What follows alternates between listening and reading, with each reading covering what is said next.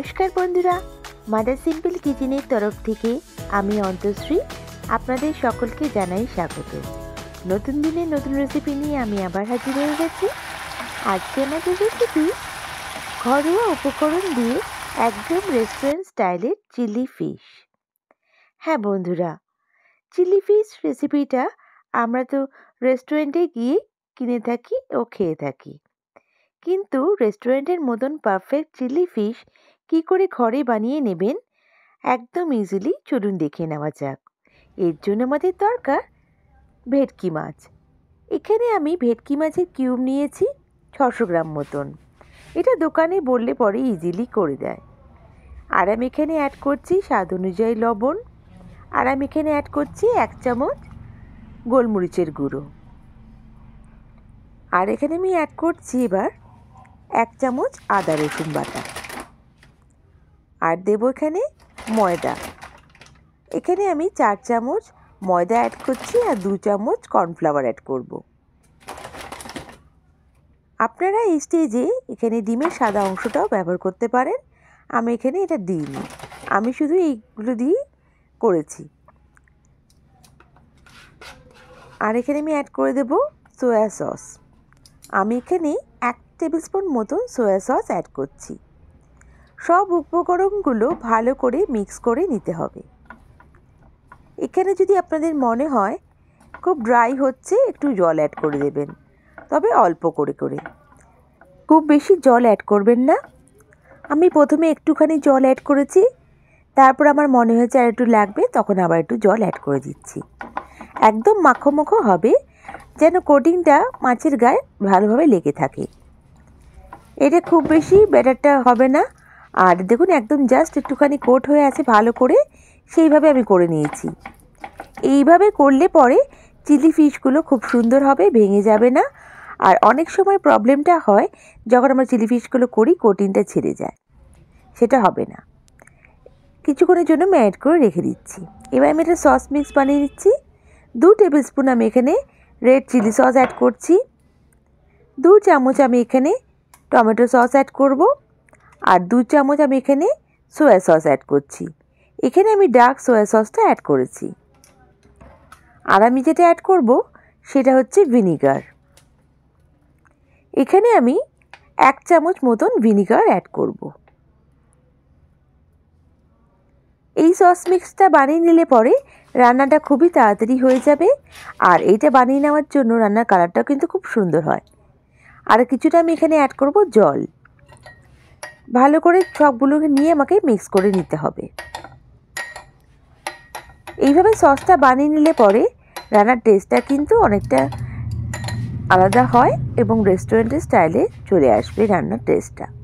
দেখুন হালকা জল অ্যাড করে দিচ্ছি, অল্প একটু সামান্য জল অ্যাড করে দেবেন, দিয়ে আমি এখানে ভালো করে মিক্স করে নিচ্ছি। আমি এখানে চিলি ফিশটা ড্রাই চিলি ফিশই করছি। আপনারা চাইলে এটা গ্রেভি হিসেবেও করতে পারেন, তাহলে একটু কর্নফ্লাওয়ার স্লারি দিয়ে আপনাদের করে নিতে হবে। দেখুন তেলটা আমি কড়াইতে দিয়ে দিলাম। তেলটা গরম হওয়ার পর আমি মাছগুলো এখানে ছেড়ে দিচ্ছি। মাছের কিউবগুলোকে আমাকে ভেজে নিতে হবে। সব মাছের কিউব আমি এখানে দিয়ে দিচ্ছি। তবে আমার এখানে অনেকগুলো মাছ ছিল, আমি এখানে 2টো ব্যাচে মাছগুলোকে ভেজে নেব। একটা ব্যাচ হয়ে যাওয়ার পর তারপর আমি আরেকটা ব্যাচ ভেজে নেব। একসাথে সবগুলো দিলে পরে মাছগুলো কিন্তু ভেঙে যাওয়ার চান্স থাকে, আর একটার সাথে একটা গায়ে লেগে যাওয়ার চান্স থাকে। কিছুক্ষণ হওয়ার পর দেখুন আমি এটাকে হালকা করে উল্টে পাল্টে নিচ্ছি। এখানে মাছগুলো কিন্তু খুব বেশি কড়া করে ভাজার দরকার নেই। যখন বেশি সুন্দর একটা গোল্ডেন গোল্ডেন কালার আসছে তখন আমাদের এটাকে তুলে নিতে হবে। দেখুন একটা সাইড ভালো সুন্দর কালার ধরে নিয়েছে, আমি এটাকে উল্টে দিচ্ছি, দিয়ে আরেকটা সাইডে আমি ভেজে নেব একইভাবে। দেখুন সব মাছগুলো কিন্তু আমার ভাজা প্রায় হয়ে গেছে। এবার আমাকে মাছগুলোকে কিন্তু তুলে রাখতে হবে। খুব বেশি কড়া করে ফেলবেন না, তাহলে মাছটার টেস্টটা কিন্তু ভালো লাগবে না। দেখুন আমি মাছগুলোকে তুলে নিচ্ছি। দেখেছেন কত সুন্দরভাবে মাছগুলো কিন্তু হয়েছে। আর রেসিপিটা করার পরও কিন্তু মাছগুলো ভেঙে যাবে না বা কোটিংটা ছেড়ে বেরিয়ে আসবে না। এবার এখানে আমি 12 কোয়া মতন রসুন একদম চপ করে নিয়েছি, সেটাকে আমি অ্যাড করলাম। আর লঙ্কা 3-4টে মতন দিয়েছি, আপনারা আপনাদের ঝাল অনুযায়ী লঙ্কার কোয়ান্টিটিটা বাড়াতে বা কমাতে পারেন। দেখুন ভালো করে একটু আমি এটাকে তেলের সঙ্গে ফ্রাই করে নিচ্ছি। যখন সুন্দর একটা ঘ্রাণ বেরোবে তখন আমি এখানে অ্যাড করে দেবো কেটে রাখা পেঁয়াজ। এখানে আমি 2টো পেঁয়াজ নিয়েছি, সেটা কিউব আকারে কেটে নিয়েছি। আর এগুলোকে কিন্তু আমি সব পেঁয়াজের পাপড়িগুলোকে আলাদা করে নিয়েছি। মানে প্রত্যেকটা লেয়ার আমি দেখুন খুলে নিয়েছি। একদম এইভাবে করলে পরে রেস্টুরেন্টের মতন লাগবে। আর এখানে আমি অ্যাড করেছি বেল পেপার্স। আমি ইয়েলো, গ্রিন আর রেড বেল পেপার অ্যাড করেছি। আপনাদের ঘরে যদি এগুলো না থাকে তাহলে গ্রিন ক্যাপসিকাম যেটা থাকে সেটা দিয়েই কিন্তু আপনারা করে নিতে পারেন অনায়াসে। টেস্টে খুব একটা হেরফের হবে না, তবে এইভাবে দিলে পরে এগুলো দিলে পরে দেখতে খুব সুন্দর লাগে, একদম রেস্টুরেন্ট স্টাইলেই দেখে মনে হবে। এখানে আমি অ্যাড করছি স্বাদ অনুযায়ী লবণ আর 1 চামচ চিনি। লবণটা একটু বুঝে অ্যাড করবেন যাতে সসে কিন্তু লবণ থাকে। আমি এখানে হালকা লবণ অ্যাড করলাম।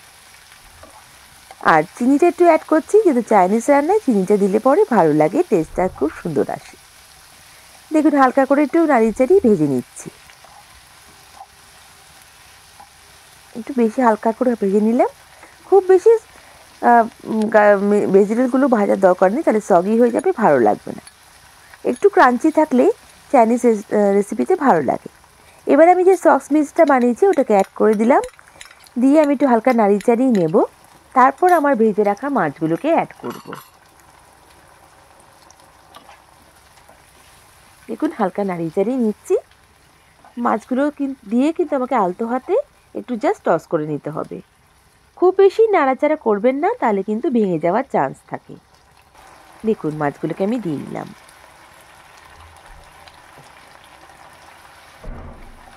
আলতো হাতে নাড়িয়ে চাড়িয়ে নিচ্ছি।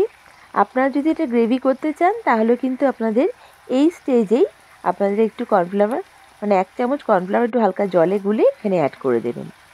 আর গ্রেভিটা যতটা রাখবেন ততটা গরম জল দিয়েই করে দেবেন। আমি এখানে একটু ড্রাই করছি, দেখতে একদম রেস্টুরেন্টের মতন লাগছে। বন্ধুরা, আমার রেসিপিটা যদি ভালো লেগে থাকে প্লিজ লাইক করে সাবস্ক্রাইব করে আমার পাশে থেকে যাবেন। আর আপনারা যদি রেসিপিটা ফেসবুক থেকে দেখে থাকেন তাহলে আমার পেজটাকে লাইক করে ফলো করে দেবেন প্লিজ। এখানে আমি একটু পেঁয়াজ পাতা দিয়ে একটু সার্ভ করে দেব। আমার রেসিপিটা একদম রেডি, আর আমি এটা সার্ভ করে দিচ্ছি। আর বন্ধুরা, আপনারা যদি চান কোনো নিত্য নতুন রেসিপি আপনাদের জন্য ট্রাই করি, অবশ্যই আমায় কমেন্ট বক্সে মেনশন করবেন, আমি ট্রাই করব।